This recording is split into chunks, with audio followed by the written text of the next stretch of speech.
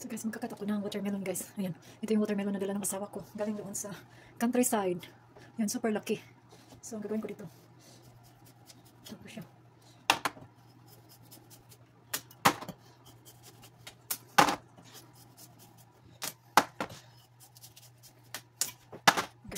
Guys, ganun ko siya.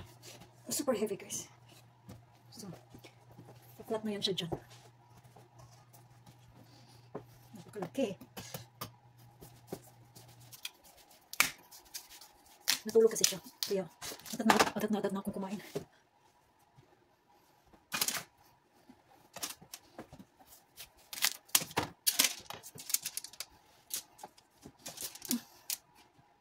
Guys, hiwain ko na siya guys. Hatiin ko na.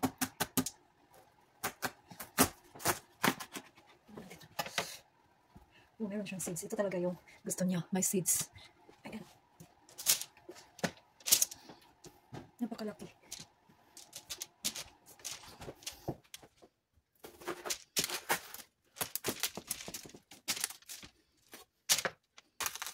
Napakalaki guys. Super lucky. Kasi anuhin ko siya eh.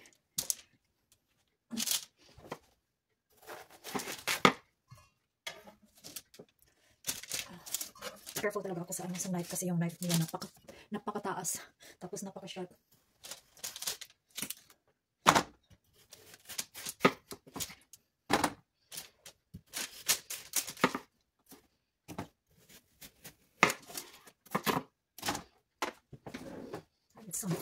I need some fork.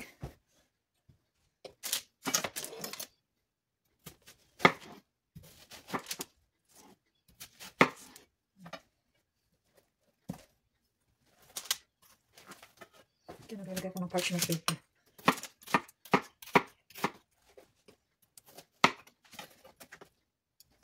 Ito yung lagayan ko. Malaking planggana.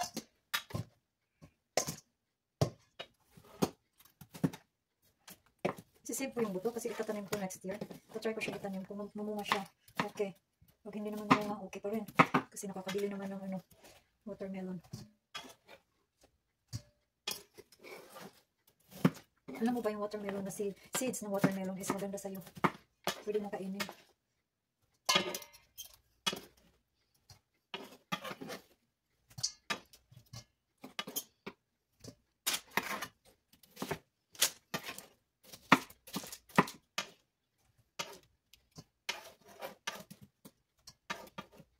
So kung baka nagtaka kayo guys, yung puti, dinali ko yung puti. Kasi masarap din yung puti eh. Lalo, inaanuhan mo ng asin. Ayan, masarap yung water din yun. Diba? Lalo na ngayon, super init. Ayan.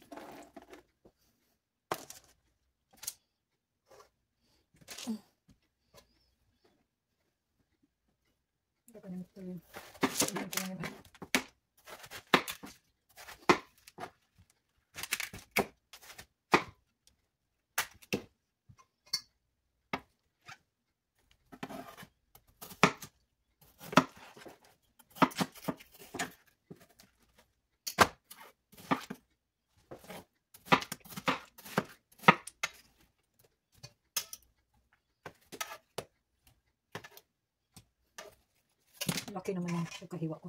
Laki lang yun. Kasi malalaki na naman kami. Hindi naman mga bata.